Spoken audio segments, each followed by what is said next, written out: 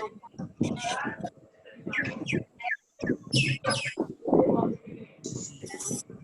जिनेंद्र।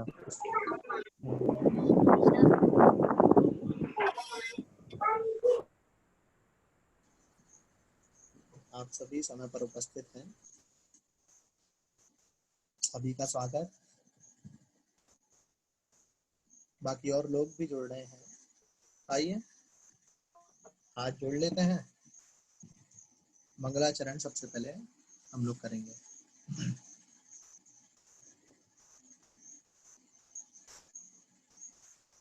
नमो अरिहंताणं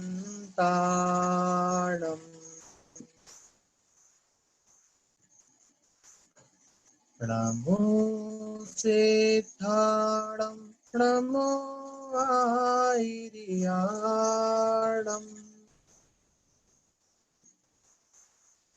नमो वज्रायाणं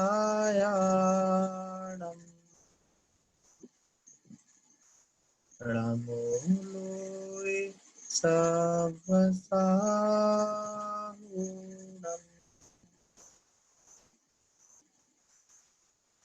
सब मुनिराजों के समूह भी जिनका ध्यान करे, सुरों नरों के सारे स्वामी जिन गुण गान करे, वेद पुराण शास्त्र भी जिनके गीतों के डेरे, वे देवों के देव विराज पुर में ही मेरी, वे देवों के देव विराज पुर में ही मेरी, वे देवों के देव विराज पुर में ही मेरी। जय बोलिए देवादि देव 24 तीर्थंकर भगवान की जय। वात्सांगमयी जिनवाणी माता की जय। संत शिरोमणि आचार्य गुरुगण श्री 108 विद्यासागर जी महामुनिराज की जय। गुरुवर के दीक्षा दिवस की जय। अष्टानिका महापर्व की जय। आइए हम सभी यहाँ उपस्थित हुए हैं एक विशेष कारण को लेके। बहुत सारे लोगों का मंतव्य भी था, कई सारे लोगों के फोन भी आए, कई सारे लोगों के मैसेज भी आए कि भैया हम भी बोलेंगे, हम भी बोलेंगे, हम भी बोलेंगे। ठीक है, बोलने का कोशिश यही है कि बोलने का अवसर सबको प्रदान करा जाए, गुरुवर के प्रति बोलना। क्योंकि अगर हम शुरू करेंगे बोलना तो शायद शुरू तो होगा लेकिन वो कभी खत्म नहीं हो सकता। संजू भाभी जुड़ गई हैं गुवाहाटी से, नीलम आंटी जुड़ी हुई हैं, बहुत सारे लोग जुड़े हुए हैं पहचान के, कई सारे नए भी हैं। ठीक है, आइए प्रारंभ करते हैं। लेकिन बस बात यही है कि कितना बोलेंगे। अभी भी वास्तविक मैं एक चीज पहले क्लियर कर दूं सभी को, हम लोग मनाने बिल्कुल दीक्षा दिवस ही आए हैं, लेकिन मनाने का कारण सुन लीजिए। जैसे किसी के मन में होगा कि भैया अभी 26 तारीख को तो निकला गुरुदेव का दीक्षा दिवस, एकदम सही है 26 तारीख को निकला, लेकिन वो 26 तारीख जो थी वो तारीख के अनुसार नहीं था, तिथि के अनुसार था। जिस तिथि को आचार्य श्री की दीक्षा हुई थी उस तिथि के अकॉर्डिंग हमने 26 तारीख को मना लिया, 25 तारीख को मना लिया। लेकिन आज जो डेट है उस डेट पर गुरुदेव की दीक्षा हुई थी। अब आचार्य श्री तो बिल्कुल निश्चित रूप से इंग्लिश कैलेंडर का भी निषेध करते हैं, अंग्रेजी भाषा का भी निषेध करते हैं कि हमें इंग्लिश आदि का सहारा नहीं लेना चाहिए और अपनी हिंदी भाषा जो हमारी मातृभाषा है, जो हमारी देश भाषा जिसे हम राष्ट्रभाषा बोलते हैं, उसके हिसाब से ही चलें। लेकिन चूंकि मेरा फिर कहना यही है कि हमें तो देखो गुरुदेव का गुणगान करने का बहाना चाहिए, हमें तो जब मौका मिलेगा हम गुरुदेव का गुणगान कर सकते हैं, कोई आपत्ति नहीं है। एक शिष्य एक भक्त अपने गुरु का गुणगान करने के लिए या गुरुदेव का गुणों की प्रशंसा करने के लिए या अपने विचार, अपना मंतव्य गुरु के चरणों में व्यक्त करने के लिए कोई दिन विशेष नहीं देखता। उसको तो जब मौका मिले वो शुरू हो जाता है, प्रारंभ हो जाता है। बस उसी एक मौके का ऐसा मिला जब पता चला कि अरे आज तो वही डेट है जिस डेट पर आचार्य श्री का दीक्षा दिवस हुआ था, आज से ठीक 53 साल पहले, 53 वर्ष पहले, 53 ईयर्स पहले। तो इसलिए छोटा सा प्रोग्राम रखा। आप सभी का भी सहयोग मिला, काफी सारे लोगों ने सराहा भी। बहुत बहुत शुक्रिया। लेकिन बस बात यही है, समय अपने पास कम रहेगा। कारण ये है कि आगे भी कुछ प्रोग्राम है, आगे भी क्लासें हैं। ये पहले 3:30 से रखना था, लेकिन 3 से रखने का कारण भी यही हुआ कि 4 बजे प्रधानमंत्री जी आ रहे हैं, तो लोगों को उनको भी सुनना है, पता नहीं क्या बोलेंगे। इस अपेक्षा यहाँ पर समय थोड़ा सा 3 बजे कर दिया गया।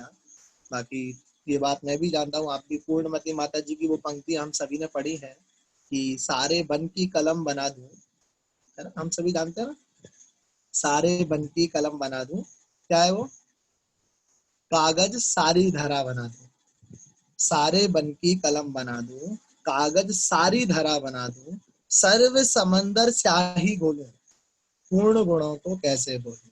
बात एकदम सही है। पूर्णमती माता जी की वो पंक्तियां आज चरितार्थ साबित होती हैं कि भले ही सारे बनों में जितनी लकड़ियां हैं उनकी अगर कलम बना दी जाए और एक समंदर के बराबर भर के कहीं शाही घोली जाए, जो इंक होती है वो बनाई जाए, और जितनी ये पूरी जो पृथ्वी है, इस पूरी पृथ्वी को लिखने के लिए कागज बना दिया जाए, इस पूरी पृथ्वी पर लिखो, तो भी आचार्य श्री के गुणों का गुणगान हम नहीं कर सकते। और बात भी सही है, उस प्रभु का, उस देव का, उस गुरु का गुणगान हम कहाँ से करेंगे जिसने हमें ये बताया, ये शिक्षा दी कि गुण कहते कैसे हैं। जिसने हम उसकी स्तुति क्या करेंगे जिसके बिना हम ये जान ही नहीं पाते कि स्तुति क्या होती थी।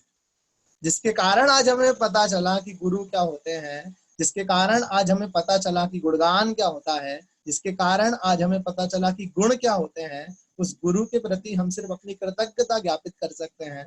उस गुरु का हम बहुत आभार ज्ञापित कर सकते हैं कि हे गुरुदेव धन्य है आप, या धन्य है हम, ये भी बोलेंगे। धन्य है आप नहीं, धन्य है हम, जो आपके कारण, वो कहते हैं ना कि इस युग का सौभाग्य रहा, वो है ना, सबने पढ़ा है ना, ये कौन सा युग चल रहा है, बोले कलयुग चल रहा है। नहीं, ये कलयुग नहीं है, ये तो आचार्य विद्या सागर का युग है, ये कलयुग नहीं है। और इस युग का सौभाग्य रहा कि इस युग में गुरुवर जन्मे, और हम सब का सौभाग्य रहा कि गुरुवर के युग में हम जन्मे। और वास्तविकता में इससे बड़ा सौभाग्य की बात कोई नहीं हो सकती। संत शिरोमणि आचार्य विद्यासागर जी महाराज जैसे दूसरे संत ना तो हुए हैं, ना कभी आगे आने वाले कालों में होंगे। जो प्रभाव, जो महिमा आज छोटे से छोटा बच्चा जिनको देख करके धर्म में परिवर्तित हो जाता है। आज सैकड़ों ब्रह्मचारी, हजारों ब्रह्मचारिणी ब्रह्मचारी खड़े हुए हैं कि कब गुरु मिले और वो दीक्षा दे दें। कितने श्रावक खड़े हुए हैं कि काश गुरु की नजर हम पे पड़ जाए, गुरु एक बार हमें देख के मुस्कुरा दे, एक बार गुरु का आशीर्वाद मिल जाए, एक बार गुरु के चरण छूने को मिल जाए, गुरु बस एक बार हमारे गांव में आ जाए या हमारे घर में आ जाए और हमारी कुटिया में आकर के आहार ले लें। तो बहुत सारी हम लोगों के मन में है, विकल्प आते हैं। और गुरु के प्रति ये श्रद्धा ही है। और श्रद्धा, जैसा कहा जाता है, श्रद्धा अंधी होती है। उस अंधी श्रद्धा के वशीभूत हम गुरु को कुछ भी बोल सकते हैं। गुरु हमारे पिता भी है, गुरु हमारी माँ ही है। तो ये श्रद्धा है। श्रद्धा के साथ कोई तर्क नहीं चलते। जहाँ श्रद्धा होती है वहां सिर्फ श्रद्धा होती है, वहां सिर्फ आस्था होती है और वहां सिर्फ भक्ति होती है। और उसी भक्ति, उसी आस्था को आज एक साथ लेकर के हम सभी, आप और हम यहाँ उपस्थित हुए हैं। आप सभी का भी बहुत बहुत साधुवाद, बहुत बहुत धन्यवाद।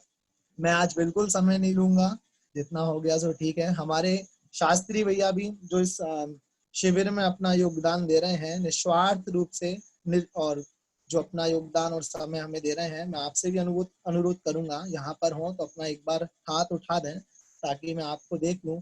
आज हम सभी उपस्थित हुए हैं आपको सुनने के लिए, आप सबको सुनने के लिए। हम लोगों को तो आप कई दिनों से सुन ही रहे हैं और सुनते ही रहते हैं, कभी पर्युषण के माध्यम से, दश लक्षण के माध्यम से, तो कभी शिविर आदि के माध्यम से, या वर्तमान में अब ये देखो, जैसे लॉकडाउन को शायद जब ये हुआ तो सबसे बड़ा वो मान रहे थे हम लोग कि ये क्या हो गया, अपना घर से बाहर जा सकते और ना धर्म के रहे ना कहीं के रहे, क्योंकि मंदिर छूट गया, सब छूट गया। लेकिन अगर दूसरी नजरिए से देखो तो इस लॉकडाउन का जो फायदा हम जैनों ने उठाया है, शायद ही किसी ने उठाया हो। आज इतने सारे फोन मुझे आ रहे हैं, कई बोलते हैं, बोले भैया हमारा तो स्वाध्याय छूट गया था, इन शिविरों के माध्यम से स्वाध्याय शुरू हो गया।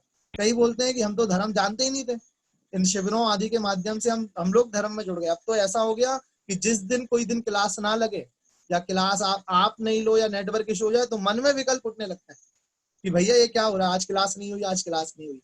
तो बहुत बढ़िया ये श्रवण संस्कृति संस्थान जो सुधा सागर जी, पूज्य वर सुधा सागर जी महाराज की देन है, इसका बहुत बहुत आभार है। और जितने भी हमारे विद्वान हमारे बीच में आज उपस्थित हैं, यहाँ भी और कुछ परोक्ष रूप से भी उपस्थित हैं, उन सभी का भी बहुत बहुत साधुवाद है, जो निस्वार्थ रूप से खुद भी स्वाध्याय कर रहे हैं और हम सभी को भी, आपको और मुझे भी देखो कराया तो उन्होंने पंडित श्री रतन लाल जी बेनाड़ा, उनको तो जितना धन्यवाद ज्ञापित करो भैया उतना कम है, जिन्होंने सब कुछ छोड़ दिया और वो छोड़ करके आज वो पूरा समय धर्म में लगा लिए और धर्म के साथ साथ खुद तो मार्ग पे बढ़ ही रहे हैं, साथ में पता नहीं कितने सैकड़ों विद्वान उन्होंने आज खड़े कर दिए समाज में, जो आज समाज में जाकर के धर्म की ध्वजा, धर्म का परचम लहरा रहे हैं। बहुत बहुत साधुवाद है।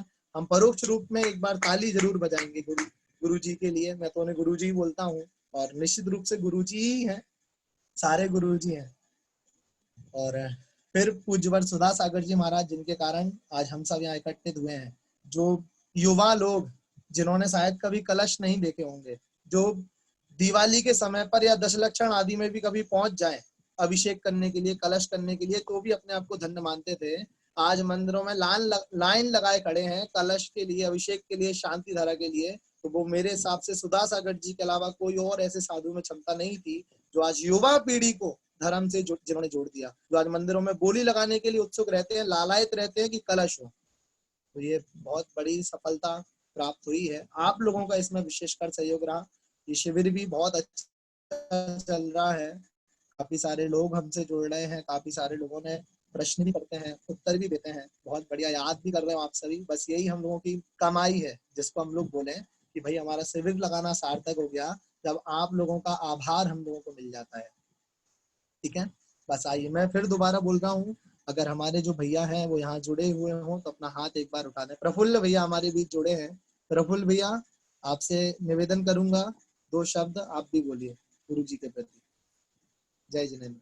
सभी का बहुत बहुत धन्यवाद जो आप इस शिविर के माध्यम से जुड़े हुए हैं हम लोगों से।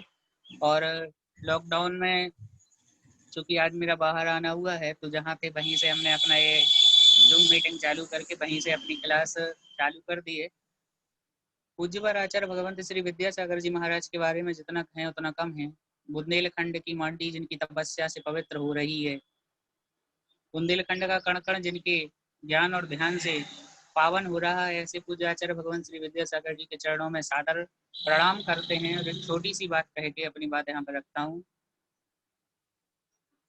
एक बार अनुभूत रास्ता से ये संस्मरण मुनि श्री कुंथु सागर जी महाराज श्री जो हैं, उनसे हमने सुना हुआ है और उनकी किताब जो है अनुभूत रास्ता, उसमें हमने पढ़ा हुआ है आत्मविश्वास एक शब्द होता है जो कि यदि हम उससे पीछे हट जाएं तो फिर हमारा कोई भी कार्य जिंदगी में सफल होने वाला नहीं है। हमारे गुरुजी जो हैं वो हर कार्य आत्मविश्वास से किया करते हैं। और देखा जाए कि यदि गुरुजी के अंदर इतना आत्मविश्वास नहीं होता तो आज निर्बाध रूप से जो उनकी चर्या के, उनकी तपस्या के 53 वर्ष पूर्ण होने जा रहे हैं, पूर्ण हो चुके हैं, वो शायद कहीं ना कहीं पीछे रह जाती। क्यों? क्योंकि यदि आत्मविश्वास जिसके अंदर से हट जाता है उसका कोई भी कार्य सफल होता नहीं है। एक बार पूज्य आचार्य भगवान से किसी व्यक्ति ने पूछा, हे गुरुजी, जब हम ज्ञान ध्यान तप वगैरह करते हैं तो हमें बाहरी लोग जो होते हैं वो डिस्टर्बेंस करते हैं, वो डिस्टर्ब करते हैं, तो उसमें हमारा मन भटक जाता है, तो उसके लिए हमें क्या करना चाहिए? पूज्य आचार्य भगवंत एक सीधा सरल सा उत्तर देते हैं कि जब हम अच्छा कार्य करने जा रहे होते हैं, ज्ञान ध्यान तप करने जा रहे होते हैं, तो यहाँ के लोगों की रीत रही है कि टांग उसकी जरूर खींचते हैं। तो जब आचार्य भगवंत इसको बता रहे थे बात को, तो उन्होंने अपने बचपन का एक छोटा सा किस्सा सुनाया कि बचपन में जब हम कैरम खेला करते थे, तो कैरम में हमारे जो सामने वाला बच्चा होता था, मतलब सामने वाला जो प्रतिभागी होता था, वो बहुत जोर जोर से हल्ला करता था, जिसका प्रभाव ये पड़ता था कि सामने वाले का ध्यान हट जाता था। उस समय आचार्य श्री भी कैरम खेला करते थे, विद्याधर जो बालक थे वो भी कैरम खेला करते थे।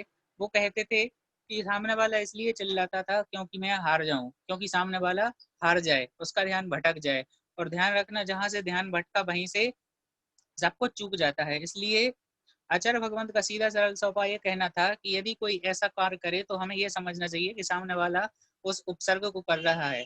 तीर्थंकर पार्श्वनाथ भगवान के ऊपर इतने उपसर्ग हुए, कमठ ने इतने उपसर्ग किए, लेकिन वो अपने ध्यान से डिगे नहीं, अपने आत्मविश्वास से डिगे नहीं। उन्हें विश्वास था कि मैं मुक्ति के चरम लक्ष्य को प्राप्त करके रहूंगा। ऐसे ही हमारे आचार्य भगवंत का भी कहना है कि व्यक्ति को अपने ध्यान से हटना नहीं चाहिए, और वो ध्यान से हटते नहीं थे और कैरम जीत जाया करते थे। शतरंज में भी कह रहे थे हमें आत्मविश्वास था तो हमसे कोई जीत नहीं सकता था। तो आचार्य भगवंत ने बहुत बार ऐसा कुछ बताया कि आत्मविश्वास से ही सब कुछ होता है। इसलिए आचार्य भगवंत के प्रति हम यहीं से श्रद्धांजलि ज्ञापित करते हैं और बार बार नमोस्तु करते हैं सभी को सादर। जय जनेन्द्र। बहुत बढ़िया। प्रफुल्ल भैया के लिए एक बार जोरदार तालियां सभी लोग बजा देते हैं। प्रफुल्ल भैया के बारे में सभी जानते होंगे। आज हम लोगों के लिए जो जैन धर्म बेसिक नॉलेज जिन्होंने अध्ययन कराया, ऐसे प्रफुल्ल भैया। और आप अभी आप सभी ने देख लिया गुरु के प्रति भक्ति है। देखिए कि फिलहाल वो कहीं बिजी है दुकान आदि में, उसके बावजूद भी वो हमारे बीच में जुड़े हुए हैं। और बिल्कुल ये गुरुदेव के प्रति भक्ति है, गुरुदेव के प्रति श्रद्धा है। आप सब में भी कई सारे लोग आप सभी में से भी वो हैं जो कहीं ना कहीं जाते हैं, ऑफिस जाते हैं, कहीं कोई काम में बिजी थे, लेकिन अपना एक शेड्यूल बनाया, एक रूटीन तैयार करा कि नहीं आज जो 3 से 4 का समय है वो हमें निश्चित रूप से अपने लिए निकालना है। ये हम आचार्य श्री के लिए नहीं निकाल रहे, ये हम अपने लिए निकाल रहे हैं। आप सभी का एक बार पुनः बहुत बहुत धन्यवाद, बहुत बहुत साधुवाद। कई सारे भैया, मैं आप सभी से निवेदन करूंगा जो जो बोलना चाहें हाथ ऊपर कर सकते हैं, रेज हैंड का ऑप्शन आता है तो मैं वहां से आपको अनम्यूट करूंगा। जब तक मैं थोड़ा सा बोल दूं कि हमारे बहुत सारे भी अभी मुझे पता नहीं हाथ नहीं उठा रहे, शायद यहाँ होंगे वहां तो इसलिए दिखाई नहीं दे रहे हैं, लेकिन काफी सारे भैया जैसे प्रशांत भैया रामगंज मंडी, इन्होंने आप सभी को पद्मनंदी पंचविंशति का, और ये पहले ऐसे भैया थे जिनका इतना जोरदार रिस्पॉन्स मिला है इतने कम समय में, पूरी पद्मनंदी पंचविंशति का जिन्होंने लोगों को याद करा दी और बहुत अच्छी से समझा दी। इनका ज्ञान वास्तविकता में बहुत अद्भुत है। इनके ज्ञान की प्रशंसा हमारे पूरे संस्थान आदि में होती है। इनका ज्ञान और इनका क्षयोपम, अगर इनके बारे में बोला जाए, 2 भाई हैं, प्रशांत जी और आकाश जी। आकाश जी बड़े हैं जो मेरे साथ पढ़े हैं। इनके बारे में बोला जाता है कि ये दोनों अकलंक निकलंक हैं। एक बार जो पढ़ लेते हैं तो बस पढ़ लिया, फिर कभी भूलते नहीं है। ऐसे प्रशांत भी हम लोगों के बीच में है, पारस भी हम लोगों के बीच में है। कई सारी गुरुदेव के प्रति संस्कृत में जो छंद लिखते हैं, संस्कृत में कई, मैं फिर बोलूंगा अगर आप लोग हो तो एक बार हाथ उठा देना ताकि मैं आप सभी को भी लोग देख लें और आप सभी के उद्गार सुन सकें गुरु के प्रति अपनी कृतज्ञता। पारस भैया जिन्होंने स्टोपदेश जी का भी अध्ययन कराया, गाथा श्लोक नंबर 26 से तो मैं पढ़ा रहा था, लेकिन 1 से 25 का जिन्होंने भार संभाला, ऐसे हमारे पारस भैया भी हमारे बीच में उपस्थित हैं। संस्कृत के बहुत ज्ञानी कहे जाते हैं। वैसे देखा जाए तो मुझसे छोटे हैं उम्र में देखिए या फिर पढ़ाई की अपेक्षा देखिए, लेकिन संस्कृत के ज्ञान में अगर बोला जाए तो मुझसे कई गुना ज्यादा आगे हैं। ऐसे पारस भी अभी हम लोगों के बीच में है। आइए बाकी धीरे धीरे मैं परिचय देता रहूंगा। सबसे पहले मैं अनम्यूट कर रहा हूँ बोलने के लिए जिन्होंने सबसे पहले हाथ उठाया था, अंजू भाभी पाटनी। अपना फोन अनम्यूट कीजिए और 2 मिनट में आपको जो उद्गार रखने हो गुरुदेव के प्रति। बस मैं जब खुजराऊ गई थी तो जिंदगी में सबसे पहले उनका दर्शन किया। कभी इसके पहले कभी मैंने दर्शन नहीं किया था, खुजराओं में किया था उनका दर्शन। तो उनका दर्शन करने के बाद में मेरे को ऐसा लगा जैसे मेरे को जैसे भगवान मिले। ऐसा लगा था कि उनको ही देखती रहूं और मैं उसका वो बयान नहीं कर सकती मैं कि मैं क्या चाहती थी और क्या मैं मैंने पाया। बहुत अच्छा लगा वहाँ जाके, और उनका वो आशीर्वाद देना तो मैं कभी जिंदगी में कभी भी नहीं भूलूंगी। बस एक बार यही इच्छा है कि एक बार उनको मैं अपने हाथों से उनको बना के आहार खिलाऊं, आहार दूं।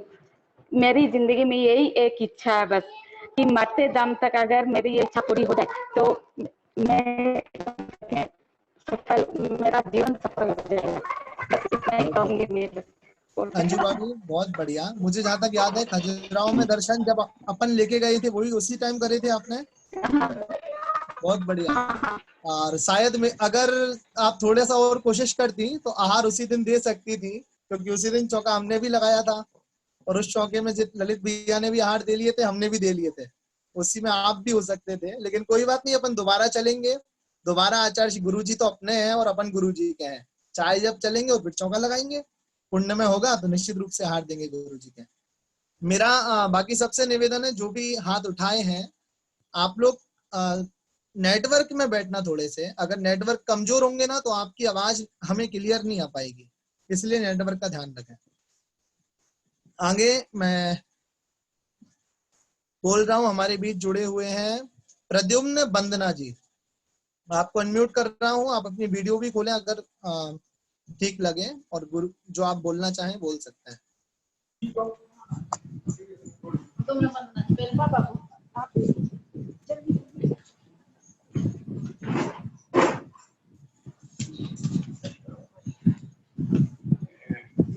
शीघ्रता करें। जय जिनेन्द्र भैया जी। जय जिनेन्द्र। आचार्य श्री को नमोस्तु नमोस्तु नमोस्तु। मैं आचार्य श्री के बारे में थोड़ा सा कुछ बोलूंगी। आचार्य श्री का आगमन हमारे यहाँ टीकमगढ़ पतौरा जी में 32 साल के बाद हुआ। उनके आने पर तो ऐसा लगा जैसे कोई बहार आ गई। सभी लोग बहुत प्रसन्न थे। सभी लोग सुबह शाम पतौरा जी जाते थे। पहले इतनी भीड़ देखकर आचार्य श्री को देना, आहार देना असंभव लगा, क्योंकि आहार देना तो बहुत मुश्किल था, देखना भी बहुत मुश्किल था। मैंने सोचा यदि प्रवचन और दर्शन ही अच्छे से मिलते हैं, यही मेरे लिए बहुत। मैं सुबह रोज घर का काम निपटा के पकौड़ा जी जाती। सभी बहुत से महाराजियों को आहार दिए, पर मन से भी खुश ना था। मन को बहुत समझाया, सभी मुनि हैं, सभी को आहार देना एक समान है। बहुत बार कोशिश की, चौकी तक पहुंच भी जाते थे पर पता नहीं क्यों आहार नहीं ले पाती। कभी कभी शाम को महिलाएं, पड़ोस की महिलाएं बैठती और वो कहती आज मैंने आचार्य श्री को आहार दिए। मुझे मन में लगता कि मैंने पता नहीं इतने पुण्य दिए हैं कि मैं भी कभी आचार्य श्री को आहार दे पाती। आखिर वो दिन आ ही गया। मैं जिस चौकी में थी उसी चौकी में आचार्य श्री का प्रगान हो गया। उस दिन मैं बहुत खुश थी, बताना भी कठिन है।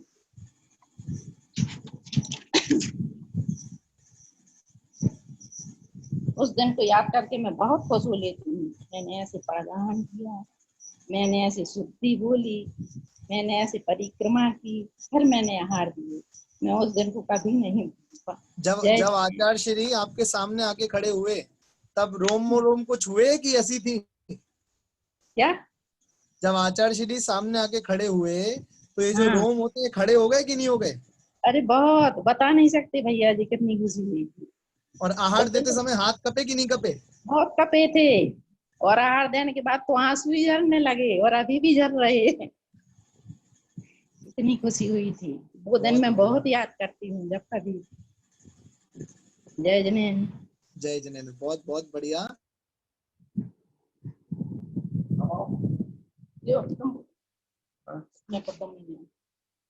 भैया जी जय जिनेन्द्र।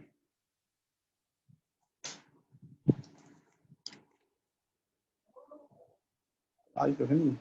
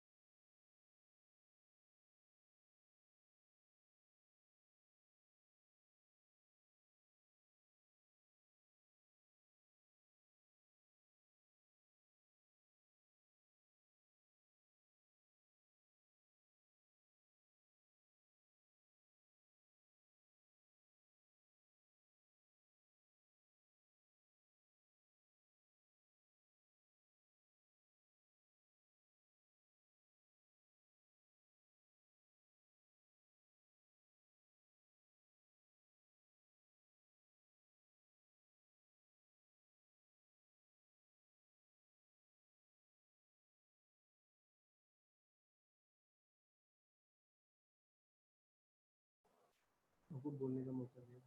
मेरे को बोलो बोलो शुरू करो। हेलो, जय जिनेंद्र भैया जी। गुरु गोविंद दो खड़े काके लागू पाय, बलिहारी गुरु आपने गोविंद दियो बताए, हरि गोविंद दियो बताए। आचार्य श्री विद्यासागर जी महाराज के बारे में बोलना सूरज को दीपक दिखाने के बराबर है, लेकिन क्या करें, भक्ति के वशीभूत मन मानता ही नहीं है, कुछ तो कुछ बोलने को मन कर ही रहा है। विद्या के सागर, ज्ञान के सागर आचार्य श्री विद्यासागर जी महाराज, मेरा मन से वचन से काया से बारंबार कोटि कोटि नमस्कार नमस्कार नमस्कार। 20 साल पहले की गुवाहाटी असम से 2 बस लेकर के हम लोग बुंदेलखंड की यात्रा के लिए रवाना हुए। रास्ते में जगह जगह तीर्थ क्षेत्र आते गए और हम लोग वंदना करते हुए आगे बढ़ते गए। आगे में बीना जी 12 में मध्य प्रदेश में महाराज श्री 51 पीछियों के साथ विराजमान थे। बड़ी प्रसन्नता थी क्योंकि मन में ये भाव लेके जा रही थी, मैं प्रथम समय में पहली बार को मौका मिला, मैं आनंद से सरोबार मन मेरा बड़ा प्रसन्न हो रहा था। जब गुरुजी को देखा तो मेरा मन उनको देखते ही रह गया, क्योंकि गुरुजी ने आसाम वासियों के लिए दोपहर में प्रवचन का प्रोग्राम भी रखा था। जब मैंने गुरुजी के दर्शन किए, उनके चेहरे पे जो तेज और मुस्कान देखने लायक थी, मैं तो गुरुजी की बनकर ही रह गई, मंत्र मुग्ध हो गई। एक तक गुरुजी को निहारते रही, क्योंकि मेरी जिंदगी में यह पहला मौका था और मैं कोई भी क्षण खोना नहीं चाहती थी, मैं कोई भी क्षण नष्ट नहीं करना चाहती थी कि मैं गुरुजी से एक क्षण के लिए भी दूर हो जाऊं। बस सुबह में मैंने गुरुजी का आहार देखा, दोपहर में प्रवचन सुना, शाम को आरती करी, रात्रि में हम लोग हमारे धर्मशाला में विश्राम किया। दूसरे दिन सुबह हम लोग का फिर नाश्ता करने के बाद में गाड़ी रवाना करने के लिए आगे के लिए हम लोग रवाना होने वाले थे, लेकिन मेरा मन कहाँ मानता। सभी लोग बस में आकर के बैठ गए। मैंने देखा कंडक्टर सभी यात्रियों का इंतजार कर रहा है। मेरे मन में आया कि अभी 10-15-20 मिनट बाकी है। मैं तो फिर बस से उतर गई और सीधे गुरु जी के पास चलने लगी। ये दोपहर में 3 बजे 2-2:30-3 बजे की बात है, 3 बजे की बात है। मैं गुरु जी के पास जाने लग गई। रास्ते में वहां पर एक माली जो फूल और क्यारी व्यारी को सफा कर रहा था, फूल बगीचे को ठीक कर रहा था, वहां पे एक माली ने बोला, दीदी दीदी आप उधर मत जाइए, महाराज जी वहां शाम को अभी सामायिक लगा रहे हैं, 4-4:30 बजे का टाइम होगा शायद, तो बोले वहां सामायिक में बैठे, आप लोग मत जाइए। मेरा कान मेरा मन सब कुछ सुन रहा है, मैं देख रही हूँ, समझ रही हूँ, मुझे रोका जा रहा है, लेकिन मेरा मन तो मानने को तैयार ही नहीं। खाली बाहर से मुझे सब दिख रहा है कि मना करें, लेकिन मेरा मन, मेरी आत्मा तो बस मुझे ऐसे लग रहा है कोई मुझे खींच रहा है। मैं अपने वश में नहीं थी उस दिन। मैं चलते गई। फिर मैंने देखा महाराज जी जिस कक्ष में विराजमान थे, वहां पर दूसरे गुरुदेव सब समय के लिए बैठे हुए थे। तो एक गुरु जी ने महाराज जी ने मुझे देखा और ऐसे हाथ से मना किया। अब मैंने देखा कि मेरे को महाराज जी मना करें, लेकिन मेरा अंदर मुझे कुछ नहीं दिख रहा, बाहर से मुझे सब दिख रहा है कि मुझे मना करे। मैं तो बढ़े जा रही हूँ। इतने में गुरु जी विद्यासागर जी महाराज की आवाज मेरे कानों में आई, मत रोको, आने दो। वो शब्द मेरे लिए पूछो मत, वो शब्द मेरे लिए क्या थे। मेरे आज भी मेरे मन मंदिर में और मेरे जो मन रूपी अंगने में वो शब्द मैंने उकेर लिए हैं, और मत रोको, आने दो। और मैंने सोचा कि यहाँ पंच परमेष्ठी का आरती करने का मौका मिलेगा, क्योंकि गुवाहाटी आसाम में मुनियों के दर्शन दुर्लभ है। तो मैंने सोचा, मंदिर में मैंने अनंत भगवान के दर्शन किए, सिद्ध भगवान के दर्शन किए, अब 500 परमेष्ठी विराजमान है। मैंने तुरंत वहां से एक दीपक खरीदा और मैंने महाराज जी की मैंने अपनी खुद की बनाई हुई आरती गाई। मैं अपने घर से आरती बना के लेके गई थी और मैंने वो दीपक जलाया और मैंने उनके कमरे के बाहर खड़े होकर, दहलीज के बाहर, मुझे मालूम है क्योंकि मैं जानती हूँ महाराज जी की क्या नियम है, क्या मर्यादाएं हैं, मैं जानती हूँ। उनकी कृपा थी कि उन्होंने मुझे इतना आगे तक आने दिया, ये उनकी कृपा थी, बहुत बड़ी कृपा थी। मुझे पता है वहां समय के समय में कोई औरतें महिलाएं जाती नहीं है, लेकिन वो तो मेरे पर विशेष कृपा थी। और महाराज जी ने बुलाया, आने दो, मत रोको। वो सब मतलब मैं आपको ये सब तो मैं बारी बारी में 3 बार 4 बार बताऊंगी ये बात। उनके शब्द मेरे अभी कान में गूंज रहे हैं और मेरे दिल में ये सब देखना ऐसे लग गया कि ऐसे लिख लिया मैंने, कभी मिटने वाले नहीं है, आने दो, मत रोको। और ऐसे फिर मैंने महाराज जी की आराम से अपनी बनाई हुई आरती गाई, दीपक जलाए, आरती गाई, और महाराज जी ने मुस्कुरा के दोनों हाथ से आशीर्वाद दिया। और उस दिन फिर मैं वापस अब घर लौटने को लगी, क्योंकि मेरा सब काम हो गया था, लेकिन मेरा मन नहीं मान रहा था कि मैं गुरु जी से जुदा हूँ, उनसे मैं मतलब दूर होने को मेरा मन ही नहीं हो रहा था। लेकिन क्या करें, बस रवाना होने वाली थी, मुझे आना पड़ा। और पूरी समय बस में मैंने सबको मैंने ये बात बताई कि मैंने गुरु जी के पास गई, उन्होंने आशीर्वाद दिया, आरती मैंने अपनी बनाई हुई आरती गा के आई। और गुरुजी ने खुश होकर के दोनों हाथ उठा करके आशीर्वाद दिया। और ये जो बोला ना उन्होंने, आने दो मत रोको। और जबकि मुझे ये लगा कि गुरुजी में सच में अपने भक्तों की भावना पहचानने की ताकत है, अद्भुत क्षमता है। गुरुजी ने समझ लिया कि आज ये रुकने वाली नहीं है, ये जो बढ़े जा रही है, बढ़े जा रही है, बढ़े जा रही है, रुकने वाली ही नहीं है। और गुरुजी ने मेरे मन की बात जान ली और उन्होंने अपना नियम तोड़ दिया। शायद उनका नियम मतलब उनकी एक मर्यादा है कि महिलाएं नहीं जाती है, लेकिन उसने तो उन्होंने देख लिया ये भक्त रुकने वाला नहीं है। और उन्होंने अपने भक्तों की बात पहचानते हैं। वापस आने के बाद बुंदेलखंड की यात्रा याद रही कि आचार्य श्री के दर्शन? जी भैया जी, बुंदेलखंड की यात्रा, बुंदेलखंड के लोग और महाराज जी तो मेरे मन मंदिर में विराजमान है। जब भी मेरा मन उदास होता है, जब भी मेरे नेगेटिविटी और वो नकारात्मकता मेरे पे हावी होने लगती है, मैं अपने गुरुजी को नीचे गर्दन करके दर्शन कर लेती हूँ और उनके शब्द मत रोको आने दो, शायद मुझे भी गुरुजी अपने साथ खिला के लेके जाएंगे। बिल्कुल, वो लाइन सार्थक होती है कि जी, जब जब मन ये उदास होता है, जब जब मन ये उदास होता है, मेरा विद्या बाबा मेरे पास होता है, मेरा एक साथी है, बड़ा ही भोला भाला है। बहुत बढ़िया। ये शायद आपकी लाइन यही चरितार्थ करती हैं कि तुम में कैसा सम्मोहन है या है कोई जादू टोना। तुम में कैसा सम्मोहन है या है कोई जादू टोना, जो दर्श तुम्हारे कर लेता, नहीं चाहे कभी बिलग होना। बहुत बढ़िया। आइए आगे चलते हैं। हमारे बीच में पारस भैया नोहटा, जिन्होंने आपको इष्टोपदेश जी की कक्षा ली, पारस जन आदिश्वर करके। मैं आपसे निवेदन करूंगा अपना फोन अनम्यूट करें, कोई कविता उनके द्वारा रचित है जो वो सुनाना चाहते हैं। जय जिनेंद्र सभी के लिए। बोले संत शिरोमणि आचार्य भगवंत गुरुदेव श्री विद्यासागर जी महामुनिराज की जय। परम पूज्य निर्यापक श्रमण पूज्य मुनि पुंगव श्री सुधा सागर जी महामुनिराज की जय। एक छोटी सी कविता है। हम आचार्य महाराज को देखते हैं कि आचार्य श्री हमेशा प्रकृति से जुड़े हुए साधक हैं, जिन्होंने अपनी साधना को साधनों में नहीं बल्कि अपने साध्य की ओर ध्यान रख करके उसी ओर अग्रसर हुए हैं। साधनों में अपना समय नहीं बिताया और अपने साध्य को लक्ष्य बना करके उसी की ओर अग्रसर हुए। तो प्रकृति भी उनके उस रोम रोम से वाकिफ है।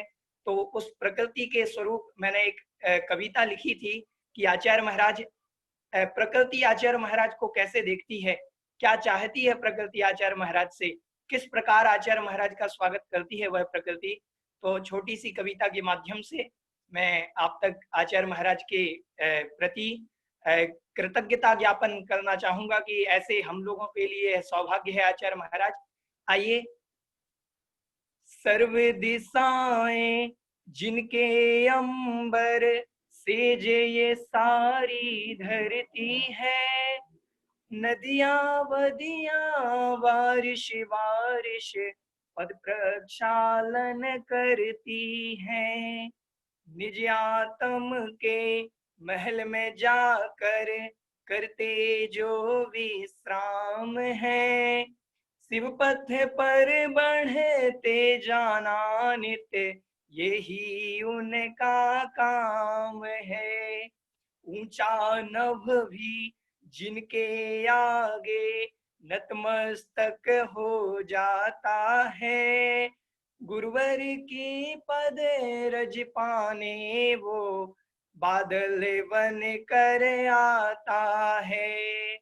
आंधी वांधी हवा भावी जब प्रलयंकर हो जाती, गुरुवर के उस तन को छू कर स्वयं वो शंकर हो जाती। सर्दी की सर्द हवाएं साए साए कर आती हैं, गुरुवर की पावन मुद्रा लख स्वयं गरम हो जाती है। एक शिष्य और गुरु का कैसा रिश्ता होता है। जब पूज्य सुधा सागर जी महाराज क्षुल्लक ब्रह्मचारी अवस्था में थे और आचार्य महाराज से तीर्थ यात्रा के लिए अनुमति प्रदान लेने गए थे कि महाराज श्री मुझे तीर्थ यात्रा करने जाना है, तो आचार्य महाराज स्वयं उन्हें तीर्थ बना देते हैं, दीक्षा देते हैं। उसके भाव को लेकर के हमने यहाँ 2 लाइन लिखी। तीर्थ वंदना करने को जो गुरु प्रसाद पाने जाते, गुरु प्रसाद ऐसा मिलता कि स्वयं तीर्थ वो बन जाते। जिनके तन की आभा लख कर शशि कर दिन कर शरमाते, स्वपर प्रकाशी के चरणों में आकर वो भी झुक जाते। वर्षा ऋतु भी जल की बूंदें टिप टिप कर वर्षाती है, वर्षा ऋतु भी जल की बूंदें टिप टिप कर बरसाती है। चरण जलज गुरुवर के छूकर गंधोदक बन जाती है, गंधोदक बन जाती है। कामदेव सी, ये सबसे सुंदर हमारी लाइनें हैं। ये मैं मानता हूं कि मैंने आज तक जो लिखा सबसे अच्छा यही है कि कामदेव सी कंचन काया। पूज्य गुरुदेव की काया कैसी है? कामदेव सी कंचन काया, फिर भी काम का काम नहीं, यही कामना करते हैं हम, पाए वो निष्काम मही, पाए वो निष्काम मही। छंद की और पंक्तियां भी हैं, लेकिन इतनी ही पर्याप्त हैं। अब मैं, यह बहुत अच्छा शिविर रहा, आप लोगों ने बहुत रुचि पूर्वक पढ़ा। पूज्य आचार्य श्री के लिए जो कहा जाए वह कम है। हमारे उपकारी आचार्य भगवंत गुरुदेव श्री विद्यासागर जी महाराज और पूज्य सुधा सागर जी महाराज, इनके प्रति तो हम सिर्फ इतना कह सकते हैं कि हम लोग तो सारे सांगानेर के भैया लोग सब, हम लोग तो उनकी बानर सेना है। तो कुछ भाव हम यहाँ पर गुरुदेव के सामने प्रकट करना चाहते हैं कि विद्या गुरु श्री राम हमारे, विद्या गुरु श्री राम हमारे, सुधा गुरु मेरे हनुमान, विद्या गुरु श्री राम हमारे, सुधा गुरु मेरे हनुमान। हम गुरुवर की वानर सेना, करो हमारा भी उत्थान, करो हमारा भी उत्थान। बस इतना ही कहना चाहेंगे कि हे गुरुदेव, आप जैसे मोक्ष मार्ग की ओर बढ़ गए हैं, हम भी एक दिन, हम सभी भी आपके समान उस मोक्ष पद को, क्योंकि लीडर सबसे आगे चलता है, उसके बाद उनकी सेना, तो हम लोग तो गुरुदेव की सेना है। गुरुदेव जहाँ जा रहे हैं वहां हमें भी जाना है। बस इस भावना से आचार्य भगवत गुरुदेव के चरणों में बारंबार नमोस्तु करते हुए, भारते विचरन्ते यो महावीरेव शोभते सन्मते प्रतिरूपाय तस्मै विद्याब्धये नमः। बोलिए शिरोमणि आचार्य गुरुदेव श्री विद्यासागर जी महामुनिराज की जय। बहुत बढ़िया पारस भैया, बहुत सुंदर कविता आचार्य श्री के ऊपर इनकी स्वयं की लिखी हुई ये कविता है जो इन्होंने सुनाई। मैंने जैसे बताया था कि कई कलाओं में पारंगत हमारे पारस भैया हैं, बहुत ज्ञानी हैं और बहुत अच्छा स्वाध्यायशील है, बहुत अच्छे हैं। इनके लिए जोरदार ताली बजा करके वहीं से हम इनकी अनुमोदना करेंगे, इनके भावों की, इनकी श्रद्धा की अनुमोदना करेंगे। पारस भैया बहुत बढ़िया।